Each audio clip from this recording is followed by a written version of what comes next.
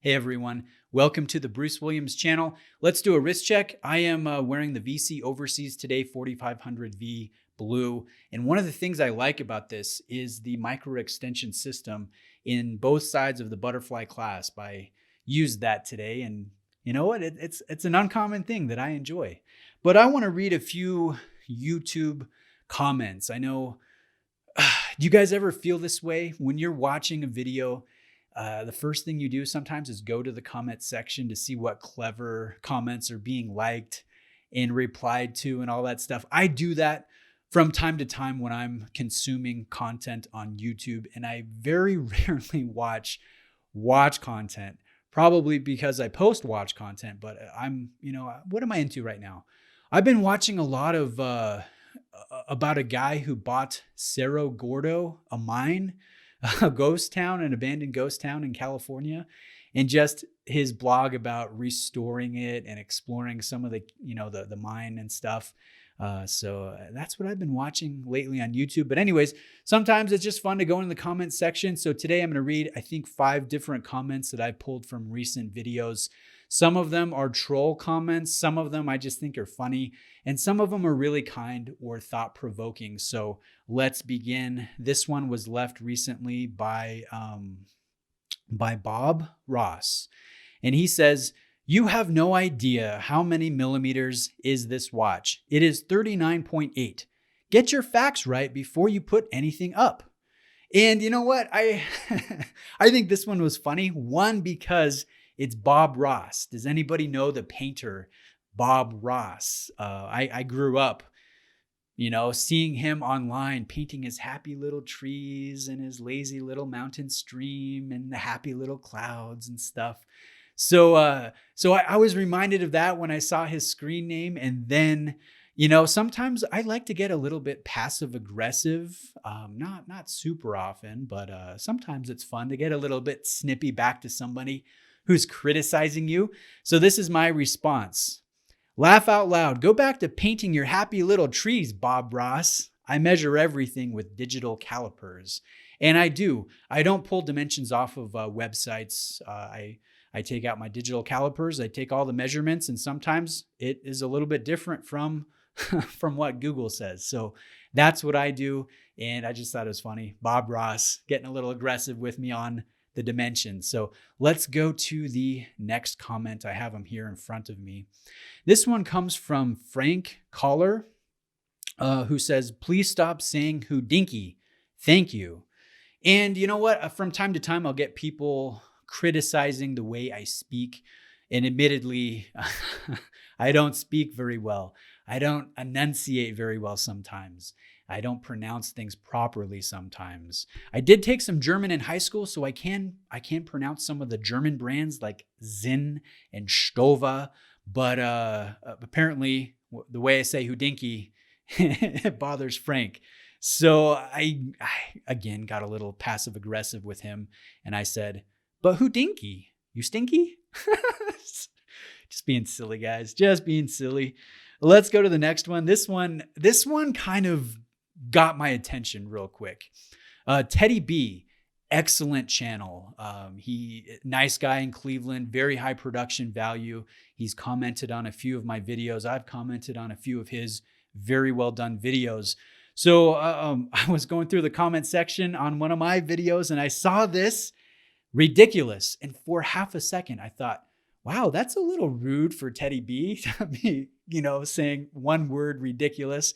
But I look closer. It looks like his profile. It looks like his name, but this is Teddy Baldy Hair. So I just thought that was funny that someone would go to the trouble of trying to replicate his profile picture and, make a play on his name. Again, I have nothing against Teddy B. I think he has an awesome channel. And if you guys haven't subbed to him, I definitely recommend that you sub to him. I just thought this was funny because it got me for half a second. I thought Teddy B thought one of my videos was absolutely ridiculous. Now, the next one comes from Tharun. Guys, again, I can't pronounce things. J. Prasad, who says, "Timex, shocked face, reviewed by Bruce, sad face. How come, sir?" Extra sad face. So So, what I'll have to say here is I try to bring in a little bit of everything.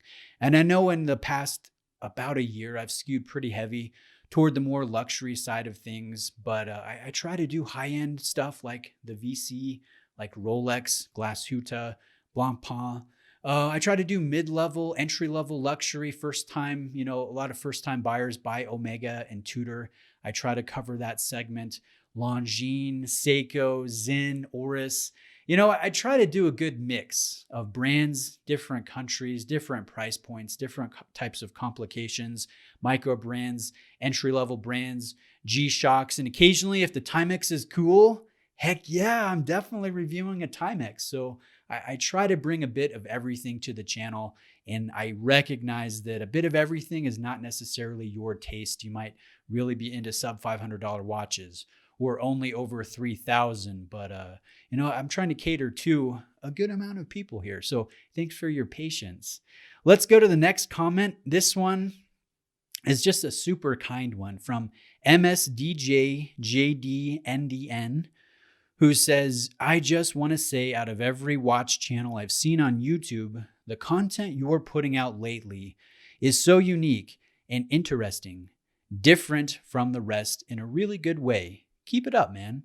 And at the time of seeing that, there was 7 likes on there. So, you know what?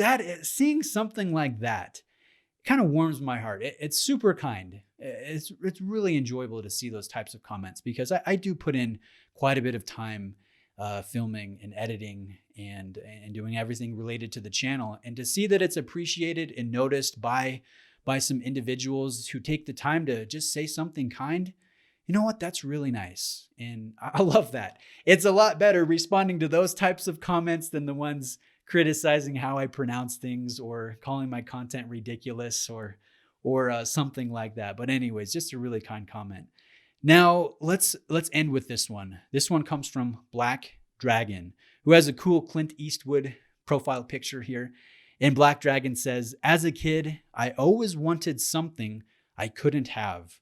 I don't think I ever grew up. So he's implying there that right now he wants things that he can't have. And isn't that the case with us in the watch hobby here, where we're collecting watches, we're consuming watch content, and we're looking at all these amazing watches that we don't own. But man, would it be awesome to own that Lange or that Seamaster or the latest Zelos, whatever it is, a Ming, a Longines, Spirit, Chronometer. There are so many great watches out there. And I think half of the fun of being in this hobby is the hunt. It is researching the watch that you're interested in, watching and reading all of the reviews, looking for good deals, going on Watch Recon. And, half the fun is in the hunt. And I remember as a kid, excuse me, I know we're running a little bit long here. As a kid, I was super heavy into Legos, and I still am pretty heavy into Legos. And I really wanted the Black Seas Barracuda. It was the coolest pirate Lego ship, and I'd never gotten a set that expensive. And the day came where my dad said, you know what? For your birthday, let's go down and get the Black Seas Barracuda. So we went to the toy shop in Anchorage, Alaska. We walked to the Lego section. I was elated. And you know what? It had been discontinued. It had been in production too long and it was not available anymore. So I never did get that Black Seas Barracuda. I bought a Castle that year instead. But later on, Lego re-released the Black Seas Barracuda in a larger creator version. And you know what? The day it became available to order, I went in and purchased it. So, you know what? It's fun to actually get there, right? But I think half of the enjoyment for me as a kid was just thinking about how awesome it would be to have that Black Seas Barracuda. And maybe we do the same thing with watches now. How awesome would it be to get that Rolex or that Patek, whatever the watch is, the new Seiko Willard.